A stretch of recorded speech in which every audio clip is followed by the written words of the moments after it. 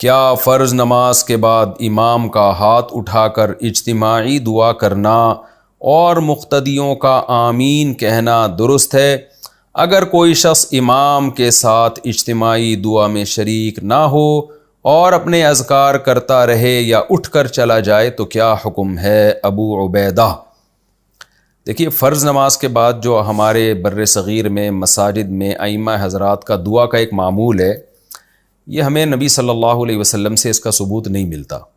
یہ بات تو صحیح احادیث میں بہت کثرت سے ہے کہ نمازوں کے بعد، فرض کے بعد دعا قبول ہوتی ہے، یہ تو کئی احادیث میں ہے۔ تو لیکن اس سے فرض سے مراد کیا ہے؟ کیونکہ دوسری احادیث میں آتا ہے، صحیح حدیث میں، کہ نبی صلی اللہ علیہ وسلم فرض نماز کے بعد صرف اللہم انت السلام والی دعا کے بقدر بیٹھتے تھے، پھر اٹھ جاتے تھے۔ تو علماء نے تطبیق یوں دی ہے کہ فرض نماز کے بعد صرف اللہم انت السلام پڑھا جائے، پھر سنتوں کے بعد دعا مانگی جائے، اور وہ دعا بھی کیا ہے؟ وہ وظائف ہیں، کیونکہ ایک حدیث کی تشریح دوسری حدیث سے ہوتی ہے۔ حدیث میں آتا ہے نمازوں کے بعد دعائیں قبول ہوتی ہیں، لیکن وہ دعائیں خود نبی نے کیسے مانگی ہیں، صحابہ نے کیسے مانگی ہیں؟ تو ہمیں نہیں ملتا کہ نبی صلی اللہ علیہ وسلم فرائض کے بعد ایسے ہاتھ اٹھا کے دعا مانگا کرتے تھے اور صحابہ پیچھے آمین آمین کہتے تھے، ایسا نہیں ملتا ہمیں حدیث میں، نہ فقہ میں ملتا ہے، کہیں بھی نہیں ہے۔ ظاہر ہے حدیث میں نہیں ہے تو فقہ میں بھی نہیں ہے، کیونکہ فقہ تو قرآن و حدیث ہی سے مرتب کیا گیا ہے۔ تو اس لیے ہمیں جو دعائیں ملتی ہیں وہ وظائف ہیں، یعنی نبی نے آیت الکرسی پڑھی، اللہم لا مانع لما اعطیت ولا معطی لما منعت ولا ينفع ذا الجد منک الجد، مخصوص الفاظ کی دعائیں ہیں جو ہاتھ اٹھائے بغیر ہیں۔ تو اس لیے فرض نماز کے بعد صرف اللہم انت السلام پڑھنا چاہیے، پھر سنتیں پڑھیں، پھر یہ مخصوص وظائف پڑھیں۔ اور اگر کسی نے فرض نماز کے بعد ہی سارے وظائف پڑھ لیے تو بھی گنجائش ہے اس کی، بعض علماء اس کے بھی قائل ہیں۔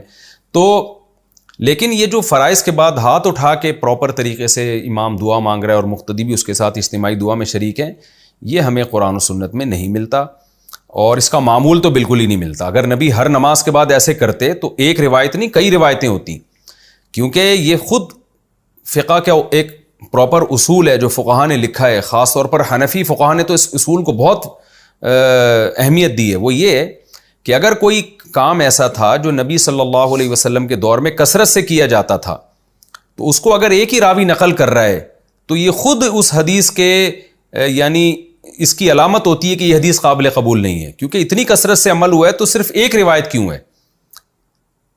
تو ظاہر ہے پھر یا تو وہ یہ سمجھا جائے گا کہ نبی نے کبھی کبھار یہ کام کیا، اگر ایک روایت ملے گی تو یوں سمجھا جائے گا کبھی کبھار کیا، اس سے آپ معمول نہیں نکال سکتے کہ معمول تھا نبی صلی اللہ علیہ وسلم کا۔ تو کیونکہ بار بار ایک عمل ہو رہا ہے تو صرف ایک صحابی کیوں روایت کر رہے ہیں؟ تو صحابی سے تو غلطی نہیں ہو سکتی ہے، ممکن ہے صحابی سے جو آگے جس نے روایت کی ان سے غلطی ہوئی ہو۔ تو اس لیے ہمیں نہیں ملتا کہ نبی صلی اللہ علیہ وسلم فرائض کے بعد اس طرح ہاتھ اٹھا کے دعا مانگتے تھے۔ پھر فقہ کی کتابیں بھی اس سے خاموش ہیں، فقہ حنبلی دیکھ لیں، فقہ مالکیہ دیکھ لیں، فقہ شافعی دیکھ لیں، فقہ حنفی دیکھ لیں، ان کی جو معتبر عربی کتابیں، اردو کی بات نہیں کر رہا، جو صدیوں سے معتبر عربی کتابیں چلی آ رہی ہیں، اس میں بھی کوئی ایک حرف بھی نہیں ملتا۔ فقہ حنفی کی مشہور فتوے کی کتاب ہے فتاوی شامیہ، اس میں نہیں ہے کہ فرض نماز کے بعد امام دعا مانگے گا ہاتھ اٹھا کے، حالانکہ فقہ میں تو بہت باریک باریک جزیات بھی ذکر کی جاتی ہیں۔ فتاوی عالمگیریہ دیکھ لیں، اس میں تو الٹا لکھا ہوا ہے کہ امام کو چاہیے کہ اللہم انت السلام کے بقدر بیٹھے اور کھڑا ہو جائے۔ تو اگر فقہا اس کو سنت سمجھتے تو عالمگیریہ میں تو لکھا ہوتا نا، وہ اتنا جزیات باریک باریک بیان کرتے ہیں، وہ اتنی اہم چیز فقہا سے کیسے نظروں سے اوجھل ہو گئی؟